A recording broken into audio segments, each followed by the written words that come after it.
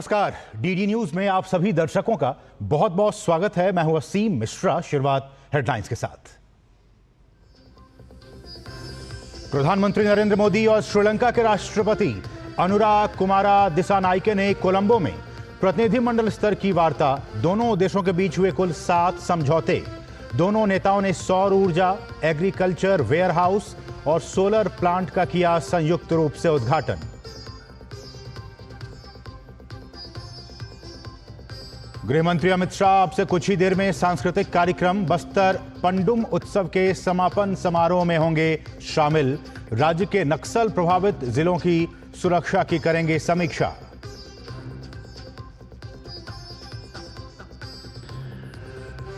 दिल्ली वालों को आयुष्मान भारत योजना का तोहफा। दिल्ली में रहने वाले पीएम जन आरोग्य योजना के लाभार्थियों को मिलेगा 2 गुना कवर।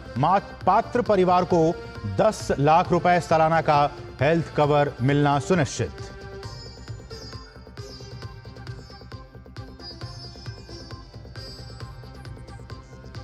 भारतीय सिनेमा के दिग्गज अभिनेता मनोज कुमार का राजकीय सम्मान के साथ किया गया अंतिम संस्कार। फिल्म जगत के कलाकारों ने नम आंखों से दी विदाई।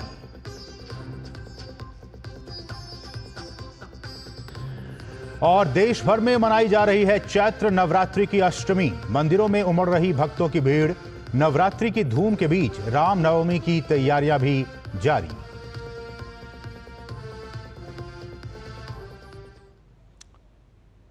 और अब सभी खबरें विस्तार से। प्रतिनिधिमंडल स्तर की वार्ता के बाद दोनों देशों के बीच समझौता ज्ञापन का आदान प्रदान हुआ। भारत और श्रीलंका के बीच की हम बात कर रहे हैं। भारत और श्रीलंका के बीच कुल 7 समझौतों पर हस्ताक्षर हुए, जिनमें रक्षा सहयोग के अलावा इलेक्ट्रॉनिक्स, डिजिटल, कृषि, ऊर्जा, स्वास्थ्य और दवा के क्षेत्र में ज्ञापन पर हस्ताक्षर हुए हैं। ऊर्जा के क्षेत्र में भारत, श्रीलंका और यूएई के बीच एक समझौते पर हस्ताक्षर हुआ। प्रधानमंत्री ने कहा कि दोनों देशों के सुरक्षा हित कॉमन हैं, साझा हैं।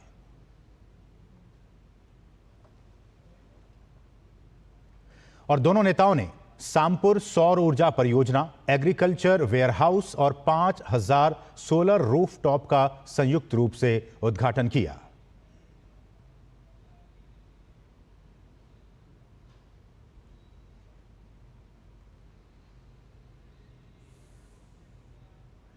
और प्रधानमंत्री नरेंद्र मोदी ने राष्ट्रपति अनुरा कुमारा दिसानायके के साथ राष्ट्रपति भवन में द्विपक्षीय मुलाकात की।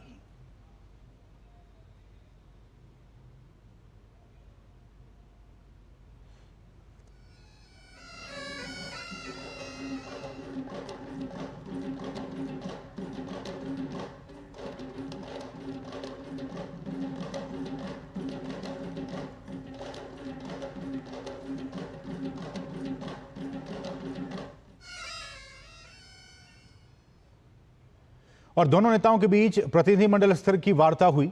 भारत और श्रीलंका के बीच रक्षा, ऊर्जा सुरक्षा यानी एनर्जी सिक्योरिटी और डिजिटलीकरण के क्षेत्रों में सहयोग को बढ़ावा देने को लेकर सहयोग और भी प्रगाढ़ होंगी।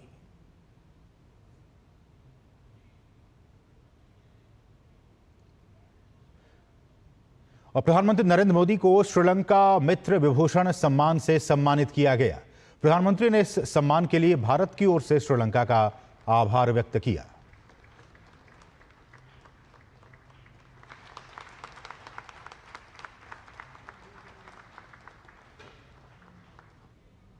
आज राष्ट्रपति दिसानायक द्वारा श्रीलंका मित्र विभूषण से सम्मानित किया जाना मेरे लिए गौरव की बात है। यह सम्मान केवल मेरा सम्मान नहीं, बल्कि यह 140 करोड़ भारतीयों का सम्मान है। यह भारत और श्रीलंका के लोगों के बीच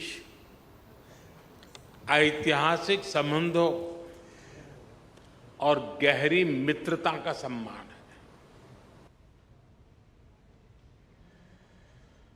और यहां रुकेंगे बहुत ही छोटे से ब्रेक के लिए। आप देखते रहिए डीडी न्यूज।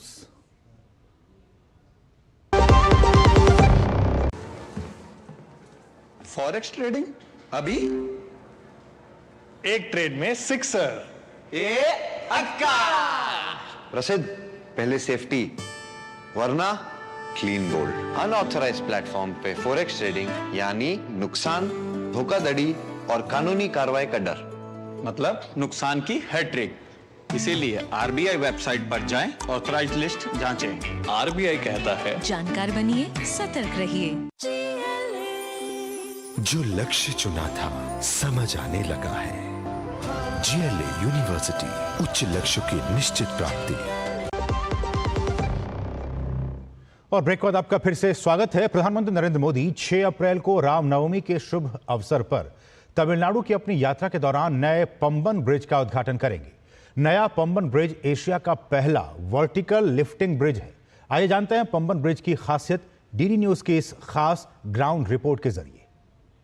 मैं इस वक्त मौजूद हूं रामेश्वरम के पंबन रोड ब्रिज के ऊपर, और यहां पर मैं आपको तस्वीर दिखाना चाहता हूं हिंद महासागर के ऊपर बने तकरीबन 100 साल पुराने इस रेल ब्रिज का, जिसे पंबन ब्रिज के नाम से जाना जाता है। 1914 में इस ब्रिज को ब्रिटिश शासनकाल के दौरान बनाया गया। 2 किलोमीटर से ज़्यादा इसकी लंबाई है।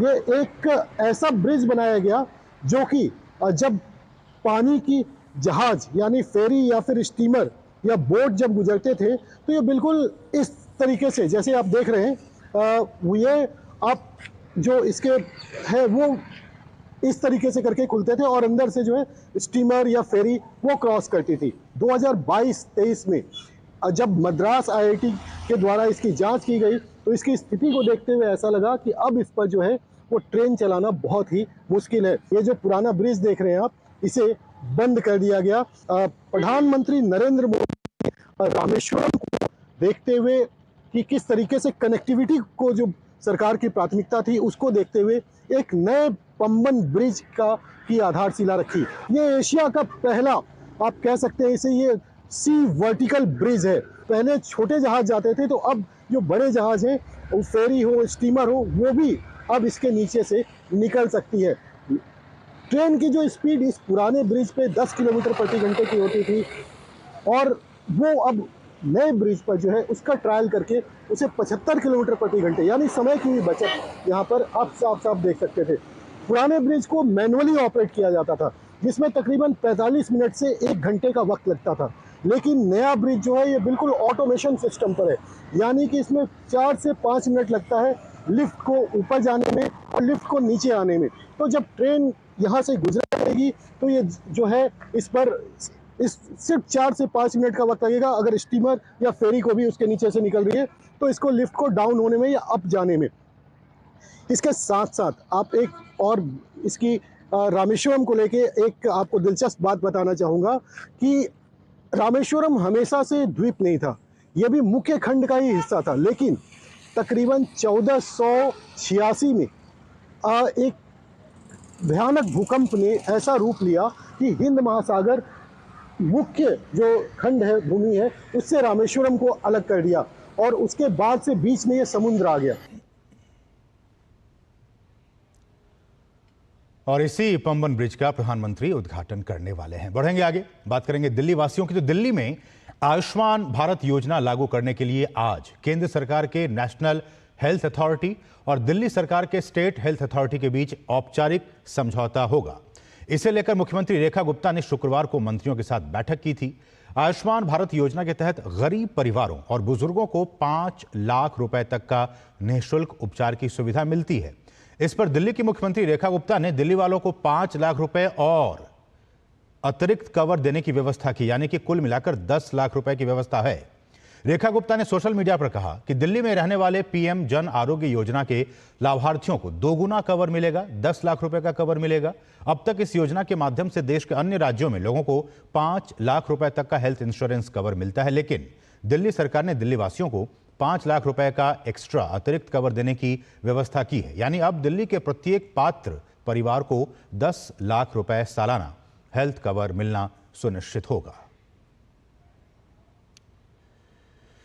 और केंद्र सरकार की आयुष्मान भारत योजना 5 अप्रैल को दिल्ली में लागू हो जाएगी। आयुष्मान भारत प्रधानमंत्री जन आरोग्य योजना को दिल्ली में लागू करने के लिए केंद्र और दिल्ली सरकार के बीच 5 अप्रैल को समझौता होगा। इस योजना के तहत निर्धारित इलाज के खर्च का 60% केंद्र और 40% दिल्ली सरकार वहन करेगी।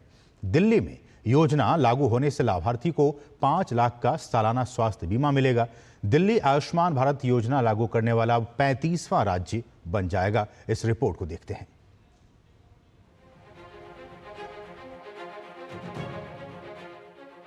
अप्रैल का महीना दिल्ली वालों के लिए ढेरों खुशियां लाने वाला है। जिस आयुष्मान कार्ड का दिल्ली के लोगों को लंबे समय से इंतजार था, वो खत्म हो सकता है। दिल्ली सरकार और केंद्र सरकार के बीच 5 अप्रैल को दुनिया की सबसे बड़ी स्वास्थ्य बीमा योजना आयुष्मान भारत प्रधानमंत्री जन आरोग्य योजना लागू करने का समझौता होगा। इसके बाद आयुष्मान भारत प्रधानमंत्री जन आरोग्य योजना के कार्ड बनने की प्रक्रिया शुरू होगी। योजना के लागू होने के बाद दिल्ली में लाभार्थियों को 5 लाख के हेल्थ इंश्योरेंस के साथ 5 लाख का टॉप अप भी यानी 10 लाख रुपए का मेडिकल कवर मिलेगा। इसके अलावा सीनियर सिटीजन यानी 70 साल से ऊपर के बुजुर्गों को भी आयुष्मान वय वंदना कार्ड मिलेगा और वो भी योजना के दायरे में आएंगे। देर से ही सही, लेकिन दिल्ली में लॉन्च होने के बाद आयुष्मान योजना का फायदा दिल्ली वालों को जमकर मिलने वाला है। दिल्ली चुनाव के दौरान पीएम मोदी ने वादा किया था कि दिल्ली में सरकार बनने पर आयुष्मान भारत योजना लागू होगी। अब वो वादा पूरा हो रहा है। दिल्ली में आयुष्मान भारत योजना लागू करने की प्रक्रिया तेज कर दी गई है। इसके लिए दिल्ली सरकार के स्वास्थ्य अधिकारियों को कार्ड बनाने सहित सभी तकनीकी बातों की ट्रेनिंग दी गई है। अभी दिल्ली में करीब 7 लाख परिवार आयुष्मान भारत योजना के दायरे में आएंगे। दिल्ली में 6 लाख लोग 70 साल से ऊपर के हैं, वो भी आयुष्मान भारत के दायरे में आएंगे। दिल्ली सरकार आयुष्मान भारत योजना के लाभार्थियों की लिस्ट को भी अपडेट कर रही है। दिल्ली में अभी 67 अस्पताल आयुष्मान भारत के लाभार्थियों का इलाज करते हैं। आने वाले दिनों में इसकी संख्या बढ़ सकती है। आयुष्मान भारत योजना में 1949 हेल्थ पैकेज हैं, जिनमें 27 अलग अलग विशेष पैकेज भी शामिल हैं। पूरे देश की बात करें तो आयुष्मान योजना से देश के 30,000 से ज्यादा अस्पताल जुड़े हुए हैं। आयुष्मान भारत योजना के तहत अब तक देश भर में 37 करोड़ से ज्यादा लाभार्थियों का कार्ड बन गया है। करीब 8 करोड़ लाभार्थियों ने इलाज से फायदा उठाया है और गरीब लोगों की 1 लाख करोड़ रुपए से ज्यादा की बचत हुई है। खास बात यह है कि पोर्टेबिलिटी के कारण देश के दूसरे राज्य के लाभार्थी भी आयुष्मान कार्ड से दिल्ली में इलाज करा सकेंगे। आयुष्मान भारत योजना दुनिया की सबसे बड़ी स्वास्थ्य बीमा योजना है, जो गरीबों को गरीबी से उबारने में अहम भूमिका निभा रही है। ये योजना विकसित भारत के सपने को साकार करने में अहम भूमिका निभा रही है। दिल्ली से डीडी न्यूज के लिए नितेंद्र सिंह की रिपोर्ट। बढ़ेंगे आगे। प्रधानमंत्री नरेंद्र मोदी ने हाल ही में कैबिनेट द्वारा लिए गए फैसलों की सराहना करते हुए एक्स पर एक पोस्ट किया है। उन्होंने लिखा है कि वाइब्रेंट विलेज प्रोग्राम 2 पर कैबिनेट का फैसला हमारे सीमावर्ती गांवों के लिए बेहतर जीवन स्तर सुनिश्चित करने के लिए असाधारण खबर है। इस मंजूरी के साथ हम वाइब्रेंट विलेज प्रोग्राम 1 की तुलना में कवर किए गए गांवों के दायरे का भी विस्तार कर रहे हैं।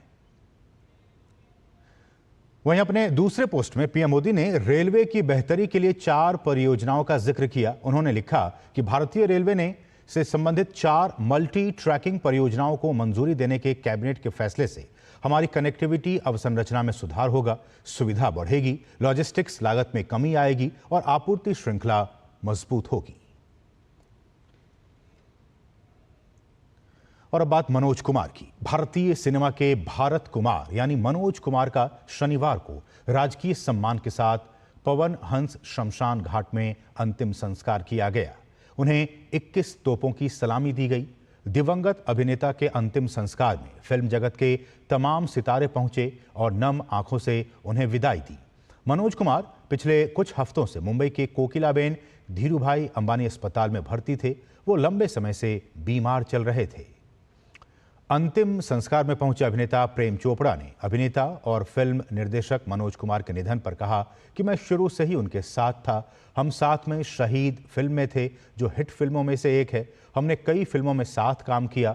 वो फिल्म बनाते समय कभी समझौता नहीं करते थे। शुरू से ही मैं उनके साथ रहा, हर पिक्चर में हम थे।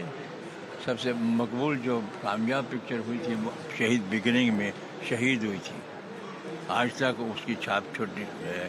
बहुत लोगों ने वही बनाने की कोशिश की, लेकिन वो उस इंतहा तक नहीं पहुंच सके।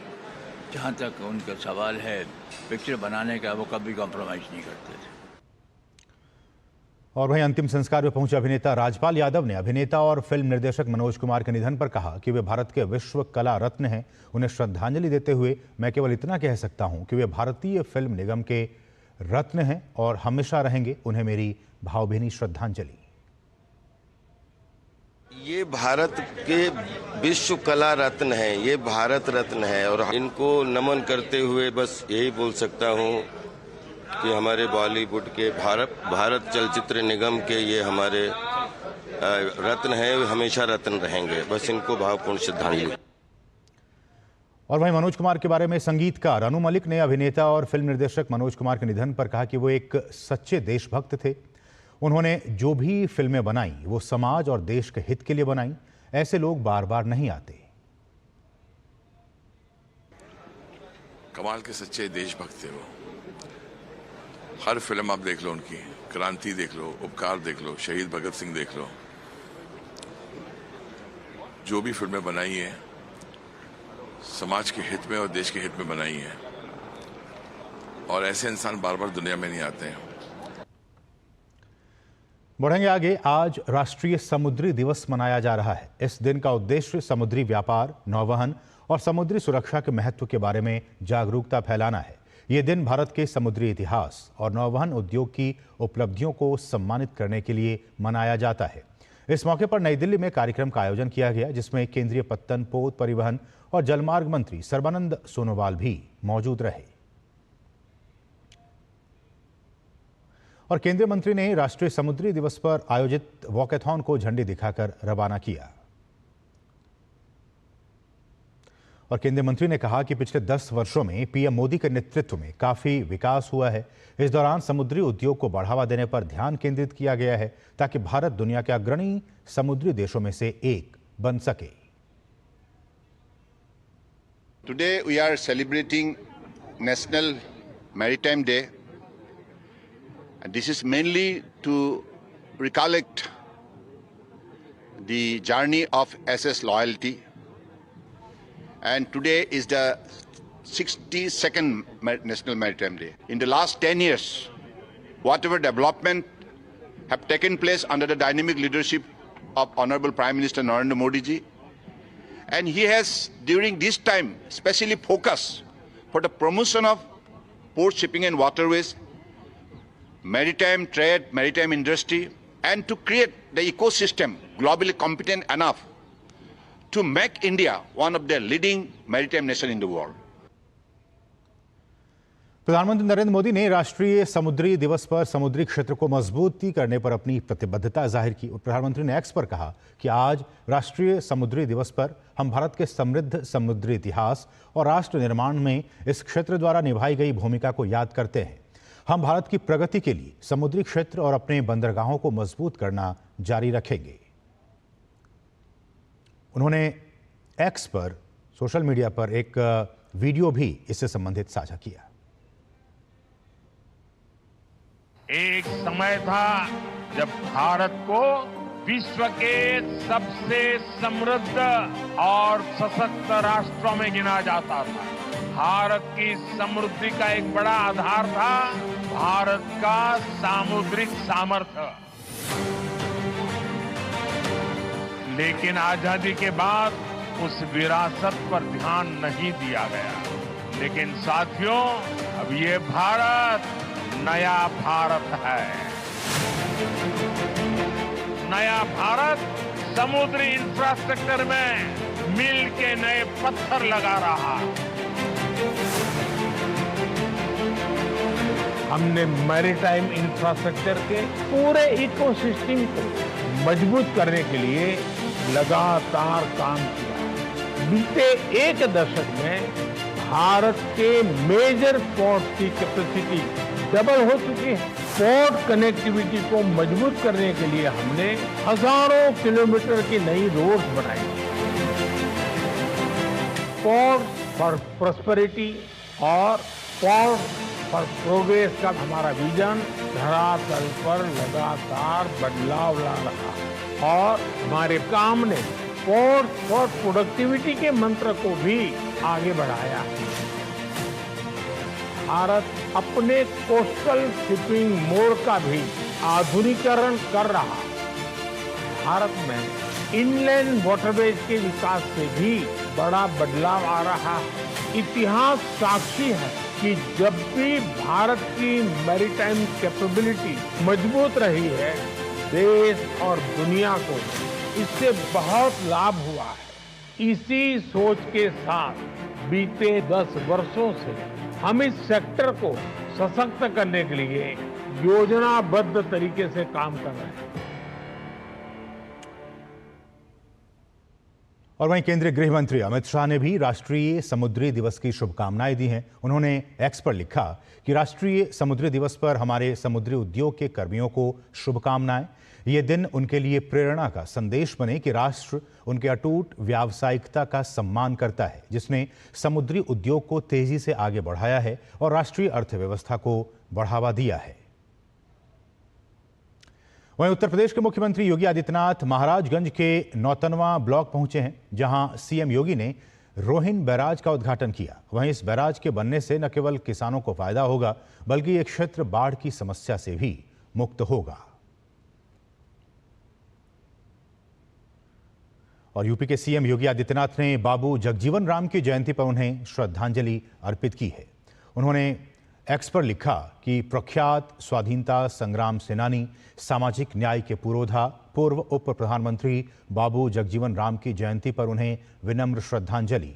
शोषितों, वंचितों के हितों के संरक्षण व संवर्धन के लिए उन्होंने आजीवन संघर्ष किया। जन जन के लिए वे सदैव प्रेरणा पुंज रहेंगे।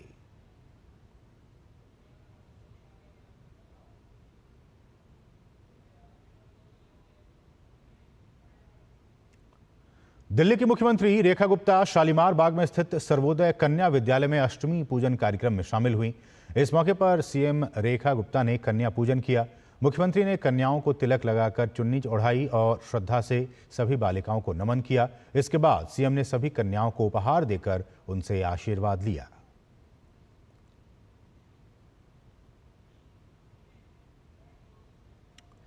भारतीय अंतरिक्ष अनुसंधान संगठन यानी इसरो ने एक बार फिर बड़ी उपलब्धि हासिल की है।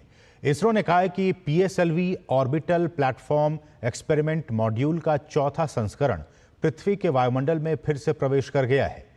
POEM-4 का सुरक्षित पुनः प्रवेश अंतरिक्ष मलबे की वृद्धि को रोकने के लिए इसरो की प्रतिबद्धता की एक और उपलब्धि है।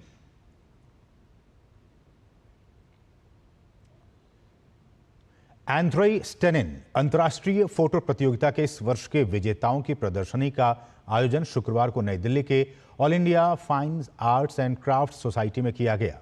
इस कार्यक्रम में प्रसार भारती के चेयरमैन नवनीत सहगल मुख्य अतिथि के तौर पर पहुंचे।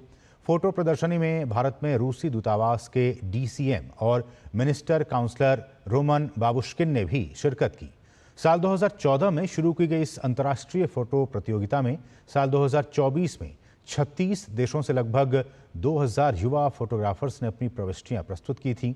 10 विजेता फोटोग्राफर्स में भारत, बांग्लादेश, इटली, रूस, स्पेन और यूनाइटेड किंगडम सहित 10 देशों के युवा फोटोग्राफर शामिल हैं।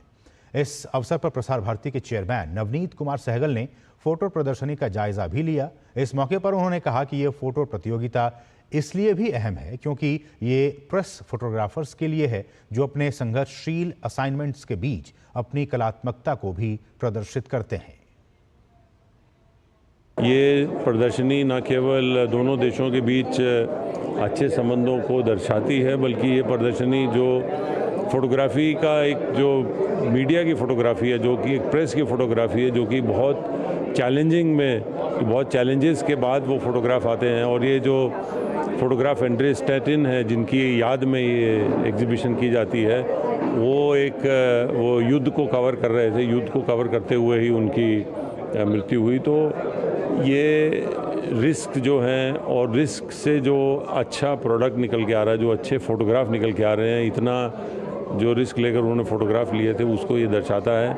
ये न केवल उनकी हिम्मत, जो हमारे फ़ोटो जर्नलिस्ट हैं, न केवल उनकी हिम्मत को दिखाता है, बल्कि उनकी जो एक कला है, उनका जो एक आर्टिस्टिक वर्क है, उसको भी दर्शाता है।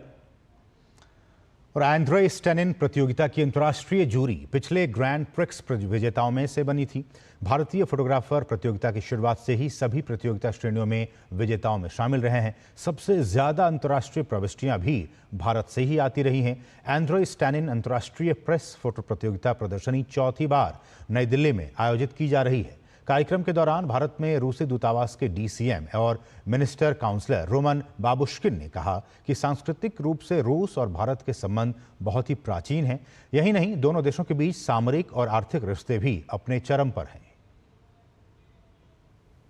Can you imagine that despite any disruptions and the geopolitical turbulence which we have witnessed several years ago and till now, the relations keep growing tremendously.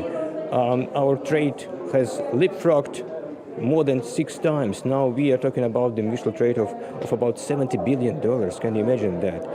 So that creates a wonderful opportunity to diversify it further. Initiatives which we are doing together in many areas, be it defense, be it space, be it nuclear power, you name it. There is an increasingly growing interest in the cultural domain because it is so diverse, it is historic, it is something which our relations have started with many centuries ago, and that's why this is the culture and civilizational ties are the bridge between the two nations. बढ़ेंगे आगे। नए विचारों से उसके असर तक startup Mahakumbh नई संभावनाओं को खोल रहा है बाजार। राजधानी दिल्ली के भारत मंडपम में स्टार्टअप महाकुंभ जारी है, जहां भारत के कोने कोने से और दुनिया भर से स्टार्टअप और उद्योग के महारथी जुट रहे हैं। इसमें खास है वेबएक्स पवेलियन। इस वक्त सभी की निगाहें टिकी है प्रथम विश्व ऑडियो विजुअल और मनोरंजन सम्मेलन वेब्स पर, जिसका आयोजन 1 से 4 मई के बीच होगा। मुंबई में इसकी झलक देखने को मिल रही है। वेबएक्स पवेलियन में ये ऐतिहासिक सम्मेलन वैश्विक दिग्गजों, मीडिया पेशेवरों, कलाकारों, नीति निर्माताओं और उद्योग हितधारकों को एक साथ एक मंच पर ला रहा है। ये डिजिटल युग की चुनौतियों और अवसरों दोनों को प्रस्तुत कर रहा है। वेबएक्स एक वेब एक्सेलरेटर है। इसके जरिए स्टार्टअप्स को वेब समिट में निवेशकों के लिए अपने आइडियाज पिच करने का भी मौका मिल रहा है। कैसे वेब्स मीडिया और मनोरंजन क्षेत्र के लिए एक महत्वपूर्ण आयोजन साबित होगा, वेबएक्स पवेलियन का जायजा लिया हमारे सहयोगी अजय मिश्र ने। जिस तरह से भारत के स्टार्टअप इकोसिस्टम को ग्लोबल बनाने के लिए स्टार्टअप महाकुंभ है, उसी तरह से भारत की मीडिया एंड एंटरटेनमेंट इंडस्ट्री को ग्लोबल बनाने के लिए आपके सामने आ रहा है वेबएक्स लाइव। वेबएक्स एक तरह का अपना प्लेटफॉर्म है, अपने देश का प्लेटफॉर्म है, जो देश की मीडिया एंड एंटरटेनमेंट इंडस्ट्री को ग्लोबल बनाने का काम करेगा। इसमें AVGC, XR यानी extended reality, social media, generative AI, music, broadcasting, comics, advertising, gaming, radio जैसे वो तमाम क्षेत्र जिसमें मीडिया के स्टार्टअप अपने आप को पूरे ग्लोबल लेवल तक ले जाना चाहते हैं, उनके लिए बहुत ही ज़बरदस्त मौका होगा। मुंबई में ये वेबएक्स का आयोजन किया जाएगा और एनबी यूनिवर्सिटी से असिस्टेंट डायरेक्टर विनीत कौर इस वक्त मेरे साथ हैं। विनीत जी, ये क्या पूरा प्रोग्राम है और कैसे मीडिया एंटरटेनमेंट इंडस्ट्री के स्टार्टअप्स को मदद मिलेगी? तो world audio visual and entertainment summit जो है ये मई में हो रहा है और हमारे ऑनरेबल प्राइम मिनिस्टर जी के विजन के साथ ये चलता है कि इंडिया को एक ग्लोबल हब बनाना है मीडिया और एंटरटेनमेंट इंडस्ट्री का। तो web accelerator basically early stage startups के लिए हैं जो मीडिया एंड एंटरटेनमेंट इंडस्ट्री में हैं। तो यहाँ पे स्टार्टअप्स अपने आइडियाज़ पिच इन करेंगे इन्वेस्टर्स को, जो कि वेंचर कैपिटलिस्ट हो सकते हैं, एंजल इन्वेस्टर्स हैं, सेलिब्रिटी इन्वेस्टर्स हैं, और बहुत सारे डोमेन्स हैं इसमें, जैसे एनिमेशन हो गया, AVGC, XR हो गया, फिल्म्स हो गया, म्यूज़िक हो गया, और अर्ली स्टेज स्टार्टअप्स हैं तो ये बहुत अच्छा प्लेटफॉर्म है जहाँ पे सभी स्टार्टअप्स कोलैबोरेट कर सकते हैं ग्लोबल लीडर्स के साथ, सभी स्टेक होल्डर्स के साथ जो मीडिया एंड एंटरटेनमेंट इंडस्ट्री के हैं। बहुत बहुत धन्यवाद। मुझे लगता है कि 2016 में जो शुरुआत हुई थी स्टार्टअप इंडिया की, और आज आप देखिए कि 200-250 स्टार्टअप से 1.5 लाख से ज़्यादा स्टार्टअप इस वक्त इस इकोसिस्टम में काम कर रहे हैं, और तीसरा सबसे बड़ा इकोसिस्टम बन चुका है स्टार्टअप के लिहाज से। तो मुझे लगता है कि मीडिया और एंटरटेनमेंट के लिए भी ये जो शुरुआत 2025 में आ रही है वो मीडिया एंड एंटरटेनमेंट इंडस्ट्री का स्टार्टअप मोमेंट है। कैमरामैन ललित के साथ है मिस्टर डीडी न्यूज़ दिल्ली। और यहाँ के बहुत ही छोटे से ब्रेक के लिए आप देखते रहिए डीडी न्यूज़।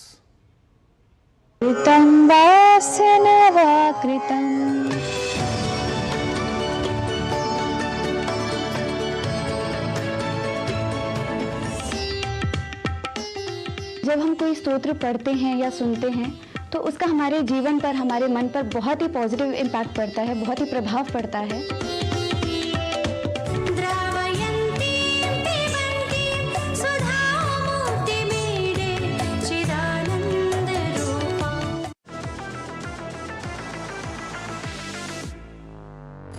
ये है डीडी न्यूज़ का साइबर अपराध के खिलाफ हल्ला बोल।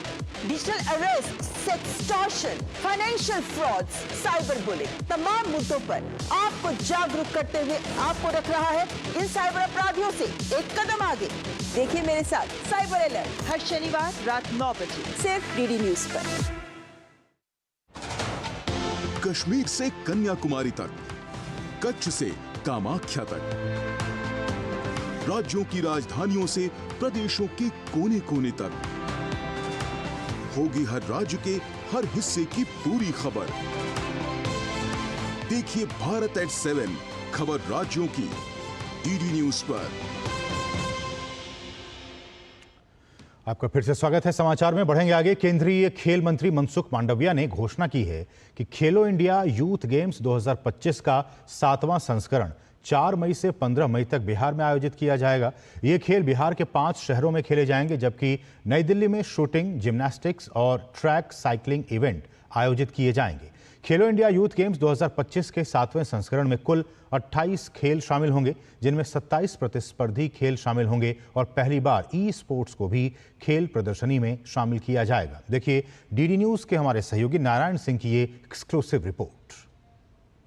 केंद्रीय खेल मंत्री मनसुख मांडविया ने घोषणा की कि खेलो इंडिया यूथ गेम्स 2025 का 7वां संस्करण 4 मई से 15 मई 2025 तक बिहार में आयोजित किया जाएगा। ये पहली बार है जब बिहार प्रतिष्ठित मल्टी स्पोर्ट्स आयोजन की मेजबानी करेगा, जो देश भर में युवा खेल प्रतिभाओं को पोषित करने की एक प्रमुख पहल है। खेलो इंडिया यूथ गेम्स बिहार के 5 शहरों पटना, राजगीर, गया, भागलपुर और बेगूसराय में आयोजित होगा। इसके अलावा नई दिल्ली अपनी विश्व स्तरीय सुविधाओं के कारण निशानेबाजी, जिम्नास्टिक और ट्रैक साइकिलिंग के आयोजनों की मेजबानी करेगा।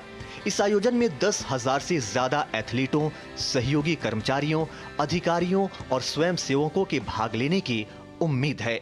खेलो इंडिया यूथ गेम्स में 27 प्रतिस्पर्धाओं समेत ई स्पोर्ट्स शामिल होंगे। इसके अलावा भावी ओलंपियनों के प्रशिक्षण और विश्व स्तरीय सुविधाएं प्रदान करने के लिए देश भर में ओलंपिक प्रशिक्षण केंद्र स्थापित किए जाएंगे। खेलो इंडिया यूथ गेम्स 2025 की मेजबानी बिहार के लिए एक ऐतिहासिक क्षण है, जो इसके खेल बुनियादी ढांचे और जमीनी स्तर के विकास को बढ़ावा देगा। जैसे ही तैयारियां शुरू होंगी, बिहार भारत के खेल भविष्य में केंद्रीय भूमिका निभाने के लिए तैयार हो जाएगा। डीडी न्यूज़ के लिए दिल्ली से नारायण सिंह की रिपोर्ट। और प्रधानमंत्री नरेंद्र मोदी द्वारा साल 2015 में शुरू की गई प्रधानमंत्री मुद्रा योजना ने लघु और सूक्ष्म उद्यमियों को सशक्त बनाने में अहम भूमिका निभाई है। पश्चिम बंगाल के मुर्शिदाबाद के रहने वाले सायन बसाक के कारोबार बढ़ाने में भी मुद्रा योजना ने बड़ी भूमिका निभाई है। इस रिपोर्ट का ये देखते हैं। प्रधानमंत्री मुद्रा योजना ने भारत में उद्यमिता के परिदृश्य को बुनियादी तौर पर बदल दिया है, जिससे वित्तीय समावेशन में महत्वपूर्ण प्रगति हुई है। महत्वपूर्ण वित्तीय सहायता प्रदान करते हुए इस योजना ने अनगिनत नए उद्यमियों को अपने व्यावसायिक विचारों को साकार करने में सक्षम बनाया है।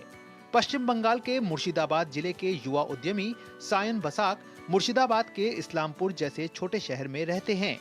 उन्हें पीएम मुद्रा लोन योजना से अच्छी खासी पूंजी मिली है। सायन पेशे से सुनार हैं। उनकी दुकान इस्लामपुर चक सोनापट्टी में है। उन्हें पीएम मुद्रा लोन से कारोबार बढ़ाने के लिए बड़ी पूंजी मिली है। मेरा गोल्ड का छोटा मोटा बिजनेस था पहले, तो एक दिन मैंने सुना पीएम योजना मुद्रा लोन के बारे में, तो बैंक में जाकर मुझे लोन आसानी से मिल गया। तो उसी से मेरा बिजनेस थोड़ा बढ़ गया, एक्सपेंड हो गया। मैं ये बोलता हूँ सभी युवा के लिए कि ये लोन सभी फ़ायदा उठाए, लोन का सभी फ़ायदा उठाए। सायन बसाक ने प्रधानमंत्री मुद्रा योजना को लेकर अपने अनुभव साझा करते हुए कहा कि प्रधानमंत्री मुद्रा योजना के परिणाम स्वरूप उनके कारोबार का आकार बढ़ा है। उन्होंने कहा कि उनके व्यवसाय से जुड़कर कई अन्य लोग भी अपनी आजीविका कमा रहे हैं। सायन ने पीएम मोदी को धन्यवाद देते हुए अन्य युवाओं से भी इस योजना का लाभ उठाने की अपील की। मेरा पहले छोटा बिजनेस था, पैसे के थोड़ा घटा था, तो अब पैसा हो गया तो लाभ भी बढ़ गया, मेरा बिजनेस भी आगे चला गया और मेरे पास भी अभी 2-3 आदमी काम करते हैं, उसका भी दिन अच्छे से गुजर जाता है। धन्यवाद देता हूँ मोदी जी को और आगे ऐसे स्कीम और भी लेकर आएंगे तो हमारा दिन और भी अच्छा हो जाएगा। पिछले कुछ वर्षों में इस योजना ने महिलाओं और अल्पसंख्यक समुदायों को भी सशक्त बनाया है, आर्थिक उत्थान के अवसर पैदा किए हैं और अधिक समावेशी विकास के माहौल को बढ़ावा दिया है। विस्तृत रूप में देखा जाए तो प्रधानमंत्री मुद्रा योजना छोटे व्यवसायों को पोषित करने और अधिक न्याय संगत तथा समृद्ध भविष्य की ओर देश को आगे बढ़ाने में महत्वपूर्ण भूमिका निभा रही है। Bureau report, DD news. और प्रधानमंत्री मुद्रा योजना छोटे व्यवसायियों और पहली पीढ़ी के उद्यमियों के लिए एक वरदान की तरह है। इस योजना ने ऋण प्रदान करके गैर कॉरपोरेट, गैर कृषि, लघु और सूक्ष्म उद्यमों को सशक्त बनाने में अहम भूमिका निभाई है। केरल के गोपी कृष्णन ने इस योजना का लाभ उठाकर इलेक्ट्रिकल इंजीनियरिंग व्यवसाय की शुरुआत की। गोपी कृष्णन अब सफल उद्यमी के तौर पर दूसरे लोगों की भूख को भी रोजगार मुहैया करा रहे हैं। प्रधानमंत्री मुद्रा योजना महत्वाकांक्षी उद्यमियों को सहायता देने के लिए भारत सरकार की एक प्रमुख योजना है। इस योजना का उद्देश्य सामाजिक आर्थिक रूप से वंचितों को वित्तीय समावेशन और सहायता प्रदान करना है। केरल के 34 वर्षीय एनआरआई गोपी कृष्णन ने भारत वापस आकर मुद्रा योजना की मदद से इलेक्ट्रिकल इंजीनियरिंग व्यवसाय की शुरुआत की। मुद्रा योजना के तहत गोपी कृष्णन ने 9 लाख रुपए का ऋण लेकर 10 लाख रुपए की शुरुआती निवेश के साथ व्यवसाय शुरू किया। गोपी कृष्णन कहते हैं कि मुद्रा योजना की मदद से वे बहुमंजिला इमारतों, अस्पतालों और अन्य प्रतिष्ठानों के लिए सामान की आपूर्ति सुचारू रूप से कर पा रहे हैं। मैंने मुद्रा योजना के तहत 9 लाख रुपए ऋण लेने का विकल्प चुना और शेष 1 लाख रुपए मैंने अपनी बचत से लगाकर अपना व्यवसाय शुरू किया। अपने परिवार के मजबूत समर्थन से इस उद्यम की शुरुआत की। व्यवसाय का पूर्व में अनुभव न होने के बावजूद औद्योगिक विकास कार्यालय ने गोपी कृष्णन को व्यवसाय शुरू करने में मदद की। 15 दिनों का प्रशिक्षण गोपी कृष्णन के लिए लाभकारी रहा। इसके बाद बैंक प्रतिनिधियों ने गोपी कृष्णन के आत्मविश्वास को देखते हुए ऋण स्वीकृत किया। गोपी कृष्णन का मानना है कि लोगों को मुद्रा योजना का लाभ उठाना चाहिए। वहीं वे कहते हैं कि कोई भी व्यक्ति उस क्षेत्र में व्यवसाय या उद्योग शुरू कर सकता है जिससे वो परिचित है। गोपी कृष्णन ने कर्मचारियों की प्रशिक्षण पर भी जोर दिया। मुद्रा लोन, आम आदमी को मुद्रा ऋण का लाभ उठाना चाहिए और इसका उचित उपयोग करना चाहिए। आजीविका के लिए कहीं और जाने की आवश्यकता नहीं है। कोई भी व्यक्ति उस क्षेत्र में व्यवसाय या उद्योग शुरू कर सकता है जिससे वह परिचित है। मुद्रा योजना भारत में एक मजबूत उद्यमशीलता इकोसिस्टम को पोषित करने के लिए केंद्र सरकार की प्रतिबद्धता को और मजबूत करती है। मुद्रा योजना ने लाखों लोगों को सपनों और आकांक्षाओं के साथ साथ आत्मसम्मान और स्वतंत्रता की भावना भी दी है। Bureau report, DD news. Panchayati Raj मंत्रालय, झारखंड सरकार के पंचायती राज विभाग के सहयोग से दिल्ली के आकाशवाणी के रंग भवन सभागार में हमारी परंपरा हमारी विरासत पहल के तहत 1 दिवसीय कार्यक्रम का आयोजन किया गया, जिसमें आदिवासी नेता और समूहों के सामुदायिक प्रतिनिधि शामिल हुए। भगवान बिरसा मुंडा की 150वीं जयंती वर्ष के अवसर पर पंचायती राज मंत्रालय ने हमारी परंपरा हमारी विरासत नामक कार्यक्रम का आयोजन दिल्ली में किया। झारखंड के 560 से अधिक आदिवासी नेता और समूहों के सामुदायिक प्रतिनिधि इस कार्यक्रम में शामिल हुए। इस मौके पर केंद्रीय पंचायती राज राज्य मंत्री प्रोफेसर SP सिंह बघेल और केंद्रीय रक्षा राज्य मंत्री संजय सेठ मौजूद रहे। कार्यक्रम को संबोधित करते हुए प्रोफेसर SP सिंह बघेल ने कहा कि मोदी सरकार जनजातीय क्षेत्र और समुदाय के सतत विकास के लिए प्रतिबद्ध है। ये जो कार्यक्रम पंचायत राज भारत सरकार के पंचायती राज विभाग और झारखंड के पंचायती राज विभाग के संयुक्त सौजन्य से आज दिल्ली में हमारी परंपरा हमारी विरासत कार्यक्रम यहाँ हुआ है, जिसमें झारखंड के जनजाति भाई बहन को बुलाया गया है और विभिन्न सांस्कृतिक कार्यक्रम हो रहे हैं। ऐसा करके हम उनकी विरासत को, परंपराओं को, रीति को, नीति को, उनकी लोक भाषा, लोक भोजन, लोक भूषा, लोकगीत, लोक संगीत, लोक नृत्य, उसको अक्षुण्ण बनाने का काम कर रहे हैं। इस कार्यक्रम में खास तौर पर पारंपरिक संथाली नृत्य और मुंडा जनजातीय कहानी पाठ के साथ प्रदेश की सांस्कृतिक झलक देखने को मिली। सरकार की ये बहुत बड़ी पहल है, बहुत बड़ी सोच है और हम लोग सरकार को तहे दिल से धन्यवाद देना चाहेंगे, ताकि इतना सुंदर, इतना सुनियोजित ढंग से जो पेश किए हैं उसके लिए बहुत बहुत आभार प्रकट करते हैं। इस प्रोग्राम में आके बहुत ही अच्छा लगा।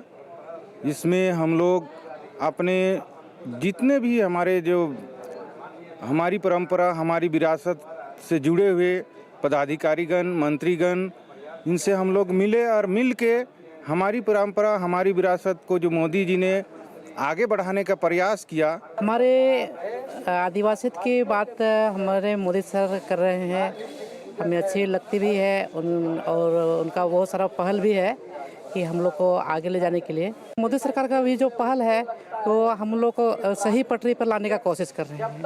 गौरतलब है कि आदिवासियों की संस्कृति और समृद्ध परंपरा को समर्पित यह कार्यक्रम उन्हें एक सार्थक मंच प्रदान कर रहा है, जो कि केंद्र सरकार की आदिवासियों के सशक्तिकरण के मंत्र को साकार करते नजर आ रहे हैं। नई दिल्ली से उर्मिलेश भट्ट की रिपोर्ट, DD न्यूज। बढ़ेंगे आगे। देश में जल्दी ही नेशनल GDP और स्टेट GDP की तर्ज पर जिले के स्तर पर भी GDP विकास दर के आंकड़े मिलने शुरू हो जाएंगे। सांख्यिकी मंत्रालय ने इसके लिए राज्यों के साथ विचार विमर्श करना शुरू कर दिया है। इसके साथ ही डेटा कलेक्शन में AI और मशीन लर्निंग के इस्तेमाल पर भी आज नई दिल्ली में राज्यों के साथ समीक्षा बैठक हुई। अजय मिश्रा की इस रिपोर्ट को देखते हैं। साल 2047 तक विकसित भारत के निर्माण के लिए देश में चल रहे आधिकारिक सांख्यिकी सर्वे में अब डेटा साइंस और AI ML के इस्तेमाल पर जोर दिया जाने लगा है। इसके संबंध में नई दिल्ली के विज्ञान भवन में केंद्र ने राज्यों के सांख्यिकी अधिकारियों के साथ समीक्षा बैठक की है। हम चाहते हैं कि भारत विकसित हो, लेकिन केवल एक हाथ से ताली नहीं बजती। और आज के दिन आप लोगों को जो यहाँ आमंत्रित किया गया है वो इसीलिए किया गया है कि आने वाले 24-25 साल के दौरान हम और आप एक ही डायरेक्शन के अंदर खींचे या पुल करें। तो कृपा करके आप अपने अपने सुझाव अपने देंगे। समय के साथ आंकड़ों को देखने का नजरिया भी आधुनिक हो चला है। बदलते वक्त के साथ कदमताल करते हुए सांख्यिकी मंत्रालय जनवरी 2026 से आधार वर्ष में परिवर्तन कर देगा। आधार वर्ष का परिवर्तन GDP डेटा, औद्योगिक उत्पादन यानी IIP के आंकड़े और महंगाई दर के लिए होगा। रिटेल महंगाई दर की नई सीरीज के आंकड़े भी फरवरी 2026 से जारी किए जाएंगे। देश में औद्योगिक उत्पादन का डेटा अब हर महीने की 28 तारीख को जारी किया जाएगा। फिलहाल IIP के डेटा 42 दिनों की देरी पर हर महीने की 12 तारीख को जारी किया जाता है। राज्यों को अपने स्तर पर औद्योगिक उत्पादन का सूचकांक बदलने की भी सलाह दी गई है। We want policy making to be evidence based, to be data driven, and with that objective we are working internally with other ministries in Government of India and with the state governments to ensure that whatever decisions are taken, they are data driven, and that will help to ensure that the different programs and schemes are so much more focused at the ground level for the benefits and of the people and improving delivery. सरकार की कोशिश है कि नीतियों का निर्माण देश में उपलब्ध डेटा के आधार पर किया जाए और यही वजह है कि अब सर्वे की प्रक्रिया को जिले स्तर पर ले जाने की तैयारी है। आने वाले दिनों में राष्ट्रीय GDP विकास दर और राज्य की GDP की ही तरह हर जिले की GDP विकास दर मापने पर भी काम चल रहा है। Ajay Mishra, DD news, Delhi. DRDO और भारतीय सेना ने 4 सफल उड़ान परीक्षण किए हैं। ये परीक्षण ओडिशा तट से मध्यम दूरी की सतह से हवा में मार करने वाली मिसाइल के सेना संस्करण का किया गया। 3 और 4 अप्रैल को हुए इन परीक्षणों में मिसाइल ने तेज गति वाले हवाई लक्ष्यों को सटीकता से ध्वस्त किया। सभी परीक्षण लंबी, छोटी दूरी और ऊंचाई पर लक्ष्यों को भेजने में सफल रहे। MRSAM को डीआरडीओ और इजरायल एरोस्पेस इंडस्ट्रीज ने मिलकर भारतीय सेना के लिए विकसित किया है। रक्षा मंत्री राजनाथ सिंह ने सफलता पर बधाई दी और कहा कि इस परीक्षण से सीमा रक्षा में सेना की शक्ति में इजाफा होगा। बात नवरात्रि की। भारतीय संस्कृति में नवरात्रि एक प्रमुख पर्व है। नवरात्र में 9 दिनों तक श्रद्धालु देवी के विविध शक्ति रूपों की पूजा करते हैं, जिसमें जीवन में शांति और सकारात्मकता आती है। साथ ही 9 दिनों तक देवी की भक्ति से आंतरिक शक्ति को भी मजबूती करने में सहायता मिलती है। आज नवरात्र का 8वां दिन है। भारतीय संस्कृति में नवरात्र के 8वें दिन का क्या महत्व है, इस रिपोर्ट में देखते हैं। श्वेते वृषे समारूढ़ा श्वेतांबरधरा शुचिः महागौरी शुभम दद्यात् महादेव प्रमोददा। सनातन संस्कृति का एक बहुत ही महत्वपूर्ण पर्व है देवी दुर्गा की शक्ति का प्रतीक नवरात्र पर्व, जो पूरे देश में श्रद्धा, उत्साह और विधि विधान से मनाया जा रहा है। नवशक्ति समायुक्तम नवरात्रम तदुच्यते। नवरात्र की जो 9 दिवसीय अवधि है वो साधना के, आराधना के और मुख्य रूप से शक्ति साधना की अवधि है। दुर्गा पुराण में देवी दुर्गा को सर्वोच्च शक्ति माना गया है। नवरात्रि में माँ दुर्गा के 9 स्वरूपों की उपासना की जाती है। नवरात्रि का 8वां दिन अत्यंत विशेष होता है, जो महाअष्टमी या अष्टमी के नाम से जाना जाता है। माँ दुर्गा की 8वीं शक्ति का नाम महागौरी है, इसलिए नवरात्रि के 8वें दिन माँ दुर्गा के 8वें स्वरूप यानी महागौरी की पूजा की जाती है। महागौरी की 4 भुजाएं हैं, इनका वाहन वृषभ है। इनके ऊपर के दाहिने हाथ में अभय मुद्रा और नीचे वाले दाहिने हाथ में त्रिशूल है। महागौरी माता भगवान शिव की अर्धांगिनी है। शिव और शक्ति का मिलन ही संपूर्णता है। महागौरी गौरी यानी जो सफेद। अब सफेद हमको लगता है सफेद तो सिर्फ शरीर का रंग नहीं, सफेद का अर्थ, प्रतीक क्या है? प्रतीक है शुद्ध चेतना, प्रतीक है प्योरिटी, प्रतीक है शुद्धता। तो क्या कहा गया कि गोरा कौन होता है? आत्म गौरी होती है। सिर्फ आत्मा को ही गोरा कहा गया है। तो महागौरी वो दिन है जब हम थोड़ा भीतर जाएं और शरीर के परे जाकर अपने आप को शुद्ध चेतना के रूप में आराधना करें। और फिर उनका वाहन कौन है? वृषभ, जो बल के साथ साथ बुद्धि का प्रतीक है। तो वो माँ जो सुंदर भी है, जो सौम्य भी है, जो अद्भुत भी है, जो शुद्ध चेतना का प्रतीक है, लेकिन अगर विपत्ति आती है तो वो बल का प्रतीक बन जाती है। तो महागौरी आपके जीवन में सुख दें, समृद्धि दें, आनंद दें और आपकी मनोकामनाओं की पूर्ति करें। नवरात्र के ये 9 दिवसीय अवधि ये रात्रि साधना का समय है, क्योंकि रात्रि का समय वो समय होता है जब हम अपनी चेतना को अनुभव कर पाते हैं, जब आसपास सब जगह शांति है, और तब जब हम ध्यान लगाते हैं तो हम योगस्थ स्थिति को प्राप्त कर पाते हैं। भारतीय ज्ञान परंपरा में मान्यता है कि नवरात्रि के 8वें दिन महागौरी की पूजा, ध्यान, स्मरण भक्तों के लिए अत्यंत कल्याणकारी होता है। महागौरी माता की उपासना से जीवन के सभी कष्ट दूर हो जाते हैं और माता की कृपा से व्यक्ति को सुख, शांति और समृद्धि प्राप्त होती है। लता वशिष्ठ, डीडी न्यूज। और महाअष्टमी के शुभ मौके पर उत्तराखंड के मंदिरों में भक्तों की भारी भीड़ उमड़ रही है। आस्था और पौराणिक मान्यताओं का केंद्र माने जाने वाले इन मंदिरों में एक नाम विशेष रूप से प्रसिद्ध है। ये नाम है नैनीताल में स्थित मां नैना देवी मंदिर।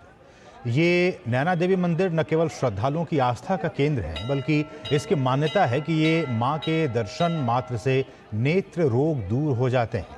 मां नैना देवी मंदिर नैनीताल की प्रसिद्ध नैनी झील के उत्तरी किनारे पर स्थित है।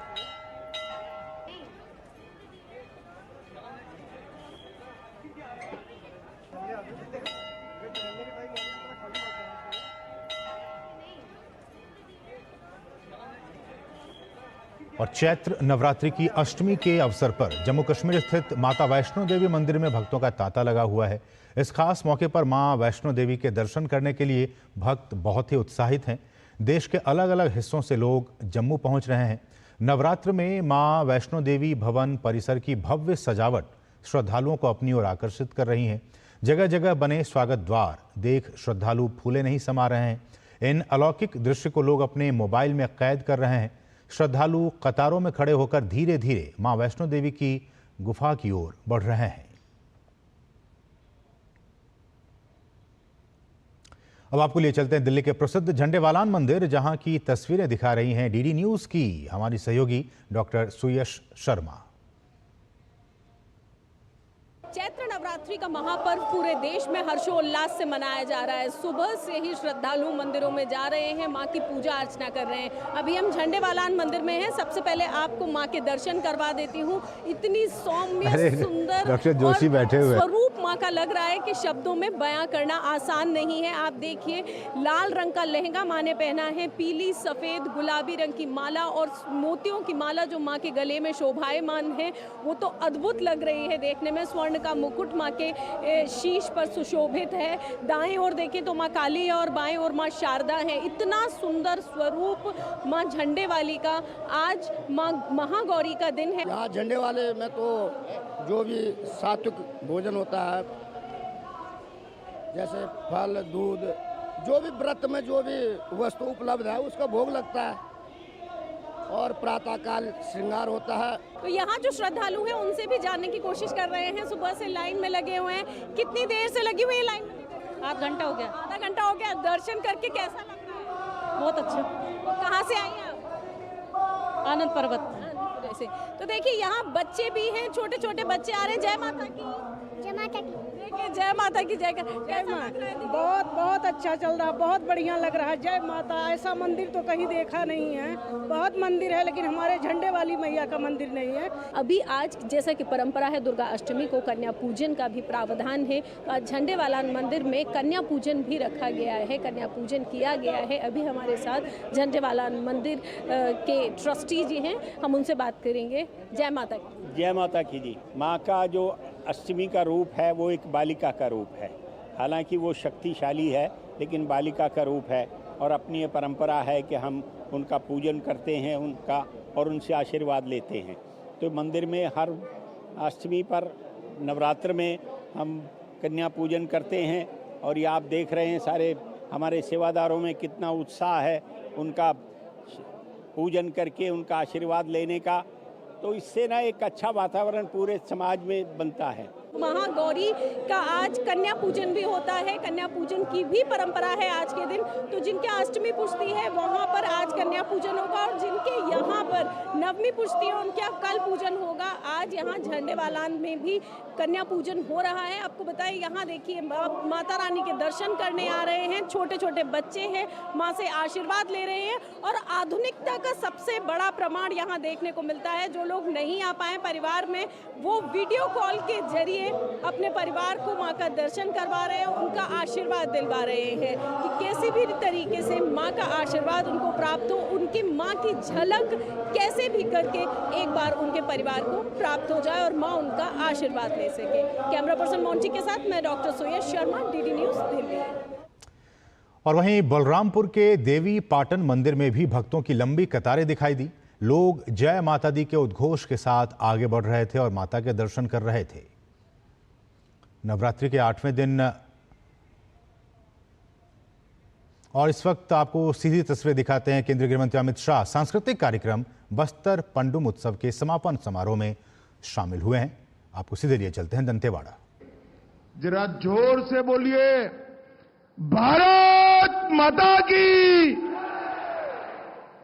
आज चैत्र नवरात्रि का अष्टमी है। मैं अभी मां दंतेश्वरी के आशीर्वाद लेकर यहां आया हूं कि अगली चैत्र नवरात्रि में यहां से लाल आतंक समाप्त हो जाए और हमारा बस्तर खुशहाल हो। मेरे साथ जोर से अष्टमी का दिन है, जोर से बोलेगा दंतेश्वरी माई की, छत्तीसगढ़ मातारी की। और आज अष्टमी और नवमी दोनों है, रामलल्ला का बर्थडे है और मैं रामलल्ला के नैनीताल में भी आया हूं। भाइयों, पूरे देश को रामनवमी की बहुत बहुत शुभकामनाएं देता हूं। भाइयों बहनों, आज जनजातीय समाज के आराध्य देवी देवताएं बूढ़ादेव, आंगादेव, लिंगोपैन जी, सियान देव जी, ठाकुरदाई जी, शीतला जी, मावली जी और हर गांव के आराध्य देव को प्रणाम कर कर मेरी बात की शुरुआत करता हूं। मैं सबसे पहले धन्यवाद करता हूं हमारे मुख्यमंत्री विष्णुदेव जी का, हमारे उप मुख्यमंत्री विजय जी का, जिन्होंने मुझे ये महान बस्तर पंडुम में उपस्थित रहने का मौका दिया। और आज के दिन ही, अष्टमी के दिन, दंतेश्वरी माता का आशीर्वाद भी मुझे प्राप्त हुआ। भाइयों बहनों, आज मैं यहां आया हूं तब महाराजा प्रवीण चंद्र भंजदेव को भी बहुत विनम्रता पूर्वक प्रणाम कर कर श्रद्धांजलि देता हूं। प्रवीण चंद्र भंजदेव जी ने जनजातियों के जल, जंगल, जमीन, संस्कृति, इसके लिए अपने प्राणों की आहुति दी। यहां एक प्रजावत्सल राज्य के रूप में उनकी जो लोकप्रियता थी, वो उस वक्त के कांग्रेस के आकाओं को सहन नहीं हुई और साजिश के तहत उनकी हत्या कर दी। और जब आज पूरा बस्तर लाल आतंक से मुक्त होने की कगार पर है, विकास के रास्ते पर चल चुका है, तब प्रवीण रंजन देव जी की आत्मा जहां पर भी होगी, जरूर वहां से बस्तर के वासियों को अपना आशीर्वाद देती होगी। भाइयों बहनों, आज महान स्वतंत्रता सेनानी बाबू जगजीवन राम जी की भी जन्मतिथि है। मैं बाबू जी को भी प्रणाम करता हूं। इन्होंने इस देश के दलित, आदिवासी, पिछड़े, दबे, कुचले, इस वर्ग के लिए अपना पूरा जीवन समर्पित कर दिया। बाबूजी ने आजादी की लड़ाई भी लड़ी और स्वतंत्रता के बाद देश के विकास में बड़ा योगदान भी दिया। भाइयों बहनों, यहां आते वक्त मैंने मुख्यमंत्री जी और विजय भाई से चर्चा करी है। इस साल तो बस्तर पंडुम हमारा छत्तीसगढ़ के एक उत्सव के रूप में मनाया गया है, मगर मैं मोदी जी का संदेश लेकर आया हूं। अगले साल बस्तर पंडुम यही नाम के साथ देश भर के हर आदिवासी जिले के कलाकारों को हम यहां लाएंगे। और इतना ही नहीं, ये बस्तर पंडुम को अंतर्राष्ट्रीय दर्जा देने के लिए भी दुनिया भर के जो राजदूत अपनी राजधानी में है, उसको बस्तर के हर जिले में ले जाकर हमारी परंपराओं को, हमारी संस्कृति को और आदिवासी बच्चों की कला को पूरे विश्व तक पहुंचाने का काम ये भारतीय जनता पार्टी की सरकार करे। 1885 ग्राम पंचायत, 12 नगर पंचायत, 8 नगर परिषद, 1 नगर पालिका और 32 जनपद, उसके 47,000 कलाकारों ने यहां भाग लिया है, हिस्सा लिया है। और लगभग 12 मार्च से लेकर आज तक 5 अप्रैल तक जिला प्रशासन ने, संस्कृति विभाग ने लगभग 5 करोड़ का आवंटन किया है। ये सबसे पहला इतना बड़ा संस्कृति का उत्सव है। स्थानीय कला और संस्कृति, पारंपरिक लोक कलाएं, शिल्प, तीज त्योहार, खान पान, बोली, भाषा, रीति रिवाज, वेशभूषा, आभूषण, वाद्य यंत्र, पारंपरिक गीत, संगीत, व्यंजन, पेय पदार्थ, ये सभी को मूल रूप में संवर्धित और संरक्षित करने का काम ये पंडुम करेगा। हम चाहते हैं हमारे बस्तर का युवा सबसे आधुनिक शिक्षा प्राप्त करे, विश्व के युवाओं के साथ हर मंच पर 2-2 हाथ करे, दुनिया भर की संस्कृत समृद्धि प्राप्त करे, परंतु अपनी संस्कृति को कभी न भूले, अपनी भाषा को कभी न भूले, अपने परंपराओं को कभी। ये बस्तर की संस्कृति, बस्तर की बोलियां, यहां के गान, यहां के वाद्य, पेय पदार्थ, भोजन, ये केवल छत्तीसगढ़ के लिए महत्वपूर्ण नहीं है, ये भारत की संस्कृति का गहना है, कहना है। इसको हमें संजो कर रखना है। और भाइयों बहनों, 7 श्रेणी में इस बार ये उत्सव मनाया गया, पंडुम मनाया गया। अगली बार 12 श्रेणियों में मनाएंगे और देश भर के आदिवासी यहां पर आएंगे। भाइयों बहनों, यहां जिन जिन लोगों ने पुरस्कार मिला या न मिला, इसमें हिस्सा लिया है, वो सभी को मैं बहुत बहुत बधाई और साधुवाद देना चाहता हूं। मैं हमारे छत्तीसगढ़ के पहले मुख्यमंत्री, आदिवासी मुख्यमंत्री पहले बने हैं। विष्णुदेव जी आगे आइए भाई, जरा जोर से आदिवासी भाइयों बहनों ताली बजाइए। इनका एक और बात के लिए भी धन्यवाद करिए। तेंदुपत्ता 5500 रुपये से अब सीधा सरकार। तो आप देख रहे थे छत्तीसगढ़ के बस्तर में गृह मंत्री अमित शाह वहां पर बोल रहे थे। और आइए आपको सीधे हम लिए चलते हैं विदेश मंत्रालय की प्रेस कॉन्फ्रेंस में।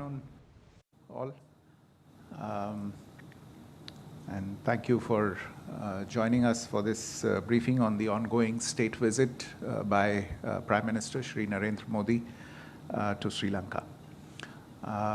As you are aware, Prime Minister Modi is the first foreign head of state or head of government to be hosted by the President of Sri Lanka since the latter's assumption of office last year in September 2024. Earlier in December last year, President Anura Kumar Dissanayake chose India as his first overseas destination for a state visit after assuming office. These 2 visits happening in quick succession demonstrate the rather special and unique nature of the India-Sri Lanka partnership. The ongoing visit is a very substantive one and rich in outcomes. So let me take you through a little bit of what has happened since the arrival of Prime Minister yesterday late in the evening and some of the discussions that have already taken place today. So you'd be aware that after concluding his engagements at the BIMSTEC summit in Bangkok in Thailand, the Prime Minister arrived yesterday evening in Colombo to a very warm welcome He was received by 6 cabinet ministers of the government of Sri Lanka, led by Foreign Minister Vijitha Herath. Later on at the hotel, he received a very warm welcome from the Indian community that had gathered there in good numbers. Several collaborative works featuring common cultural themes from India and Sri Lanka, such as Sri Lankan audiobook of stories from the Panchtantra, the Jatak tales, the Hitopdesh, and the Pali composition of Geet Govind, etc., were on display to mark the occasion. Earlier this morning, the Prime Minister was received by President Dissanayake for a ceremonial welcome at Colombo's iconic Independence Square. I'm told that the Independence Square has been used for such a ceremony, possibly for the first time ever, to welcome a foreign head of state or head of government. The ceremonial welcome was followed by official discussions between the Prime Minister and President Dissanayake at the Presidential Secretariat. The two leaders held a restricted meeting followed by delegation level talks. They were able to review developments in the relationship and the progress made on the joint vision of fostering partnerships for a shared future that had been adopted during President Dissanayake's visit to India last year. They took stock of ongoing cooperation in the fields of connectivity, development projects, economic ties, defense relations, people-to-people ties, reconciliation, fishermen-related issues, and provided guidance for further steps to be taken. After the discussions, the leaders oversaw the exchange of as many as 7 agreements and memoranda of understanding, and they virtually inaugurated the construction of the Sampur solar power project. They also inaugurated the recently completed temperature-controlled warehousing facility at Dambula, which is possibly the first facility of its kind in the island, and a project for supply of solar rooftop systems to nearly 5,000 religious institutions across Sri Lanka. As you can see, even as progress has been made on several items that had been outlined in the joint statement, there are a few new ones that have been added from this visit as well, and some of those were reflected in Prime Minister's press statement as well a short while ago. Demonstrating our continued commitment to assist Sri Lanka in its economic recovery, India has concluded the debt restructuring process with Sri Lanka with the exchange of the bilateral amendatory agreements on debt restructuring.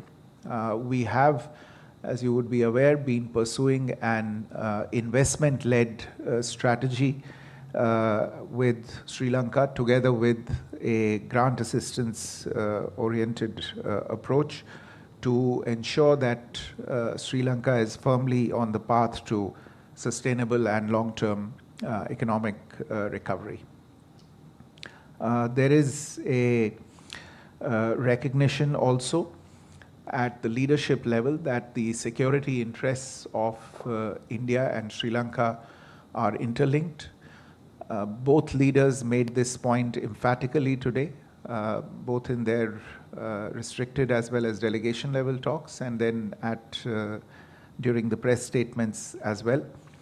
And it is on the basis of this understanding that today the two sides concluded an MOU on defense cooperation, providing further impetus to the existing defense partnership signifying their shared commitment to regional security and stability.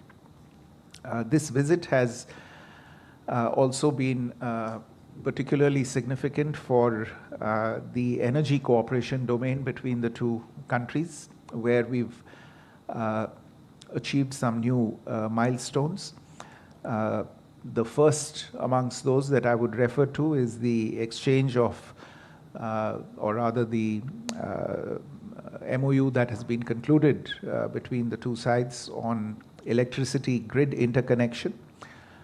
This is a project that has been on the drawing board for some time, and with the signature of this MOU, work will start in earnest on realizing it on the ground. The other significant MOU in the energy space that I would highlight is the trilateral MOU for developing Trincomalee as an energy hub. This is an MOU that's been signed between India, Sri Lanka, and the United Arab Emirates. This is an initiative designed to ensure Sri Lanka's energy security, provisioning of energy at affordable rates, and also to possibly contribute revenue for Sri Lanka through export earnings of energy generated at this project. The MOU on digital transformation, which was also exchanged today, will enable the development and scaling up of digital solutions for Sri Lanka across the entire digital public infrastructure domain. We have also, during this visit, formalized understandings to undertake socio-economic projects focusing on livelihood assistance, agriculture capacity building, education, and other fields in the eastern province especially, at a cost of Lankan rupees 2.37 billion. These projects are funded through grant assistance. Bilateral cooperation in the field of health has also seen a boost through the conclusion of MOUs on cooperation in the fields of health and medicine, as well as the recognition of Indian pharmacopoeia by Sri Lanka. These understandings will facilitate the expansion of cooperation in the domain of health, including provisioning of high quality and affordable medicines to the people of Sri Lanka. In terms of inaugurations, I have referred to the groundbreaking of the 120 megawatt Sampur solar power project by both leaders. This will support Sri Lanka in its clean energy transition, reduce electricity costs for consumers, create jobs, and stimulate growth. Similarly, the joint inauguration of the supply of solar rooftop systems to 5,000 religious institutions across Sri Lanka will help enhance energy security for various establishments and contribute up to 25 megawatts of solar electricity to Sri Lanka. You would perhaps also have noted the Prime Minister's announcement as a very, very special gesture and emblematic of the civilizational, cultural, and religious ties between the two countries. The announcement of the support for realizing the Sacred City project in Anuradhapura. This goes together with the development of the Tirukoneshwaram temple in Trincomalee. Some of you would be aware that this is known as the Kailash of the South. And a third project in the same space, which is the development of the Sita Elia temple complex in Nurelia. The Prime Minister also announced that some relics of Lord Buddha, which were found in Aravali in Gujarat during excavations, would be sent to Sri Lanka for an exposition, possibly coinciding with the International Vesak Day festival celebrations in May 2025. India has always been a significant contributor to capacity building initiatives for Sri Lanka. And in this domain too, during this visit, we've seen the announcement of a comprehensive package of training for 700 Sri Lankan citizens annually from different sectors, be people hailing from the legislative, judicial, and the media sectors in particular. These training slots are over and above the regular slots that are available to Sri Lankan nationals under the ITEC program of India.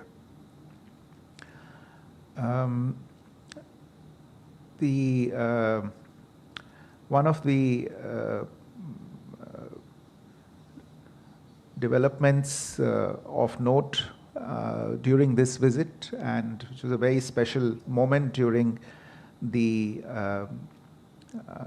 press statements and the inaugurations, as well as the exchanges of MOU ceremony that was held earlier, was the conferment by President Dissanayake upon the Prime Minister of the highest Sri Lankan honor for heads of state and heads of government of friendly nations, the Sri Lanka Mitra Vibhushan Award, which is a recognition of the role of the Prime Minister in strengthening and transforming the India-Sri Lanka partnership, in particular the unprecedented assistance that India rendered to Sri Lanka during the economic crisis a few years ago.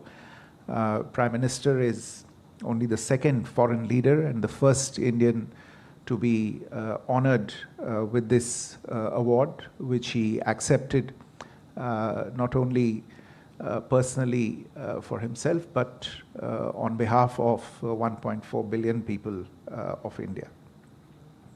Later today, the Prime Minister will be meeting with the leader of the opposition, the Honorable Sajith Premadasa, as well as political leaders from the north and the east, as also the upcountry region. He will also later this afternoon visit the IPKF memorial to lay a wreath there in remembrance of our brave soldiers who made the ultimate sacrifice in defending the unity and territorial integrity of Sri Lanka. Tomorrow, the Prime Minister and President Dissanayake will together visit Anuradhapura to seek blessings at the Jayasri Mahabodhi temple there, and also inaugurate two railway projects that have been undertaken there with Indian assistance. So overall, as I said in the beginning, this has been a very significant and substantive visit, rich in outcomes, and has added significant momentum to our partnership. It has reaffirmed India's stance of standing with the people of Sri Lanka as they continue on their journey of economic recovery and growth, and has also underlined the fact that the well-being and prosperity and security of both countries is interlinked, and that is something that has the imprint of both leaderships. Let me stop here, and if you have any questions, I would be happy to try and answer them. The floor is open, but please do identify yourself, your organization. It is helpful for our records. With that, Sahil. Good afternoon. I'm Sahil Pandey from ENI News Agency. Foreign Secretary, could you share the components of the Defence Cooperation and also on the trilateral MOU which has been signed, could you share the roadmap and plan of action in that regard? Thank you. Gautam. So this is Gautam Roy from DD India and DD News. I just want to ask a little bit more about the Defence Cooperation Agreement because we wanted to understand if it entails or has some elements in future, if not immediately, of Sri Lanka becoming an importer of defense platforms or weapons equipment from India? Because last year India exported a record amount, $2.76 billion of defense equipment, and we're trying to be self-reliant in our own self-defense. And would this then extend to that as well? Manas? Good afternoon, Foreign Secretary. This is Manas from PTI, Press Trust of India. Just wanted to ask you about what kind of role United Arab Emirates will play in this project to develop Trincomalee as an energy hub. And my second query is, Sri Lanka is also expected to, get some kind of adverse impact from the US sanctions, basically primarily the reciprocal tariff. So did the Sri Lankan side raise the issue and seek India's help if it is affected by the reciprocal tariff being imposed by the US? Geeta? Geeta Mohan from India Today. Wanted to know about the issue of fishermen. Prime Minister Modi has announced relief for fishermen, but in terms of conversations with the Sri Lankan leadership, what's the kind of conversation on fishermen issue, as also given that Tamil Nadu passed a resolution on Kachai Thivu, did that also come up? Please, yeah. This is Dr. Farooqi from Akashvani and Doordarshan. Foreign Secretary, just wanted to know what would be the scope of the development of Trincomalee as the energy hub, and how much would be the allocation from the Indian side, and what would be the outcomes from that? Reza? Reza from Hindustan Times. Foreign Secretary, just a follow-up question on Trincomalee. Whether this would also involve some sort of a multi-product pipeline, and whether there would be some sort of a reserve or a strategic reserve of petroleum or any other energy. So you will take the questions. Okay, thank you. Well, insofar as, so I think there are mostly everybody's focused on defense cooperation and the trilateral MOU for the development of Trincomalee as an energy hub and tariffs and fishermen. So let me take the MOU on defense cooperation. I think this proceeds from the fact that we've had very good conversations between the two leaders. They started in December last year when President Dissanayake visited Delhi, and they continued during this visit. And one of the recurring themes in the discussions, and in fact I would say a point of really close convergence in the narratives from both sides, has been a recognition of the completely interlinked nature of the security, the national security of Sri Lanka and India. And the President of Sri Lanka has both during his visit to Delhi and on this occasion and on several other occasions mentioned and stated very, very clearly that Sri Lankan territory will not be used or be allowed to be used in any manner that is inimical or detrimental to India's interests. In fact, if I recall correctly, during discussions today, he said that neither Sri Lanka's land nor the oceans around it will be allowed to be used in any manner inimical to India's security. So this is the background of the signature of the defense MOU between the two countries for the first time.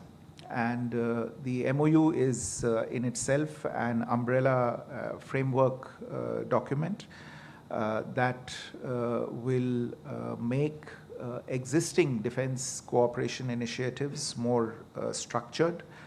There will be activities related to of course, the continuing and even intensifying the tradition of high-level visits between the two countries, more joint exercises, capacity building in various areas, exchanges in HADR-related operations, increasing port calls by naval units of both countries, and also to explore defense industry cooperation between the two sides. With regard to the questions related to the MOU on the development of Trincomalee as an energy hub, this is an MOU between India, Sri Lanka, and the United Arab Emirates. At the present moment, the way this is structured, it is a government-to-government MOU in order to provide the enabling framework and to set out some of the broad terms of reference for this cooperation. The immediate next step that will be enabled by this framework MOU is the identification and the nomination of specific agencies and entities that could be government entities or private sector entities, or could be entities related to the governments themselves, that will try and realize the business-to-business part of this agreement. So the actual projects that will be carried out will be discussed in detail by the designated business entities of the three sides, and that is the next step that will ensue. The UAE is a major energy partner for India. It's a strategic partner for India in the energy space, and it was therefore an ideal partner for this particular exercise that is being, I think, done for the first time in this region. And what the exact contours of the UAE role will be is something that is going to be elaborated once the B2B discussions kick off under this MOU. Insofar as the components of the activities are concerned, I think somebody asked about a multi-product pipeline. That is certainly one of the things that will be discussed under this particular MOU. It is something that has been under discussion bilaterally also between India and Sri Lanka, but this is one of the projects which will be covered under this trilateral MOU. There are a couple of other areas, such as you are aware that in Trincomalee we have the tank farms. Some of them are already being developed and utilized by Lanka IOC, but there are many more that are lying unused and have not been put to use as yet. And there is a possibility that they will also be developed and utilized under this particular MOU. Really, in the business space, there are a number of initiatives possible for discussion under an MOU such as this. I imagine that once the entities get together, they will look at all issues related obviously to financing, to feasibility, to viability, etc., and come up with the projects that can be taken forward on the ground.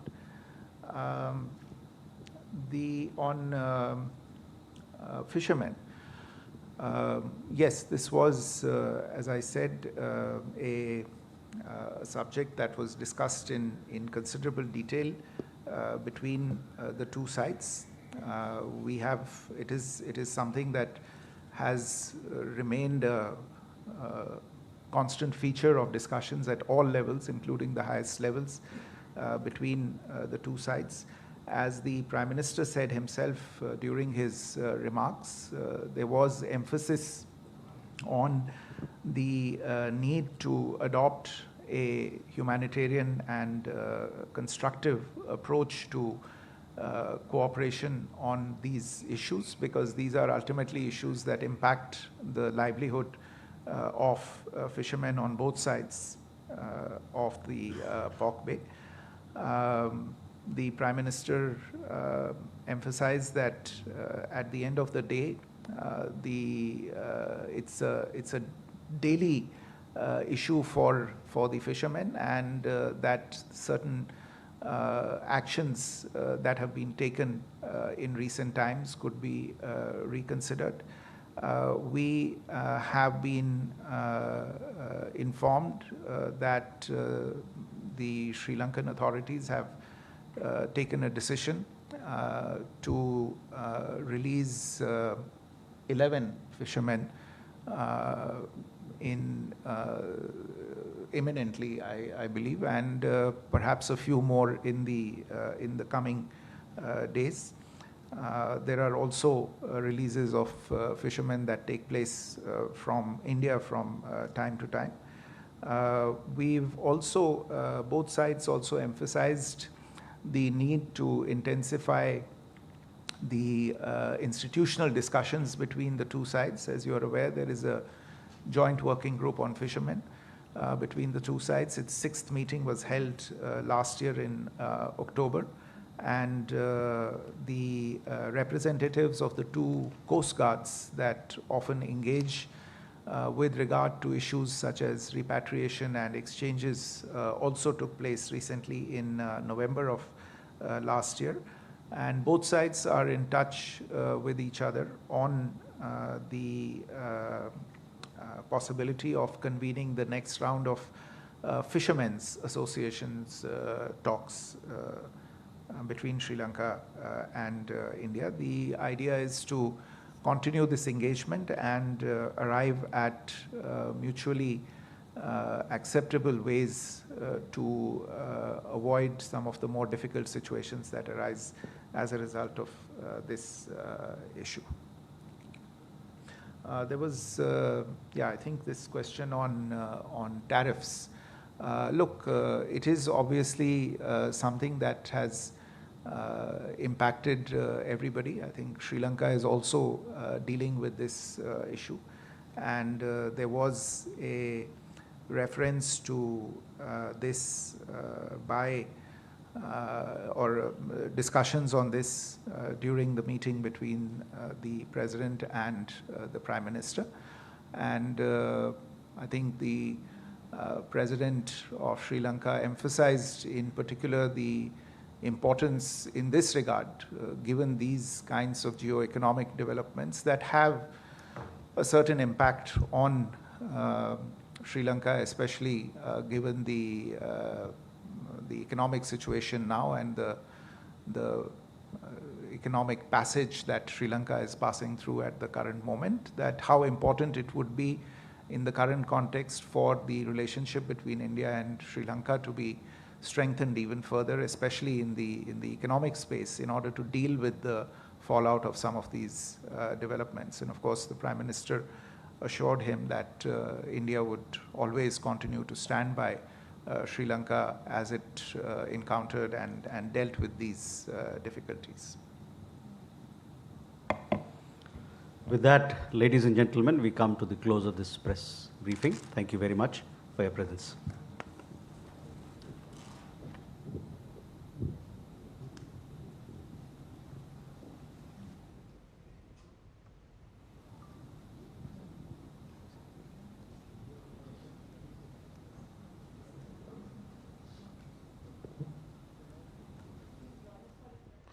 तो प्रधानमंत्री नरेंद्र मोदी श्रीलंका में हैं अपनी विदेश यात्रा के दौरान, और उनकी यात्रा को लेकर के विदेश मंत्रालय की ओर से ये संवाददाता सम्मेलन किया गया था और कई सारी जानकारियां उनकी यात्रा को लेकर के यहां पर विदेश सचिव की ओर से दी गई। उन्होंने कहा कि जब से श्रीलंका के राष्ट्रपति अनुरा कुमारा दिसानायके ने पद संभाला है तब से किसी विदेशी नेता की ये पहली श्रीलंका की यात्रा है। उन्होंने कहा कि दोनों नेताओं के बीच में काफ़ी अच्छी बातचीत हुई, प्रतिनिधिमंडल स्तर की बातचीत हुई, 7 समझौते और MOU हुए हैं, जिसमें MOU डिफेंस कोऑपरेशन के क्षेत्र में जो MOU हुआ है वो काफ़ी महत्वपूर्ण है। उन्होंने बताया कि क्योंकि दोनों देशों की जो सुरक्षा चिंताएं हैं वो समान हैं, इसलिए ये MOU काफ़ी महत्वपूर्ण हो जाता है। इसके अलावा तिन्नोवाली को एनर्जी हब बनाने के लिए श्रीलंका और UAE के साथ भारत ने एक त्रिपक्षीय वहाँ पर MOU किया है, इसकी भी जानकारी दी गई। हेल्थ और मेडिसिन के क्षेत्र में जो समझौता हुआ है दोनों देशों के बीच में वो काफ़ी महत्वपूर्ण है। और साथ ही साथ सामपुर सोलर पावर प्रोजेक्ट का जो शिलान्यास किया गया है, उसके अलावा भारत की ओर से श्रीलंका को रूफटॉप सोलर उपलब्ध कराए जाएंगे। इसके लिए जो समझौता हुआ है ये भी काफ़ी महत्वपूर्ण है। और उन्होंने बताया कि श्रीलंका की ओर से भारत के प्रधानमंत्री नरेंद्र मोदी को श्रीलंका मित्र विभूषण अवार्ड दिया गया है, जो श्रीलंका का सर्वोच्च सम्मान है।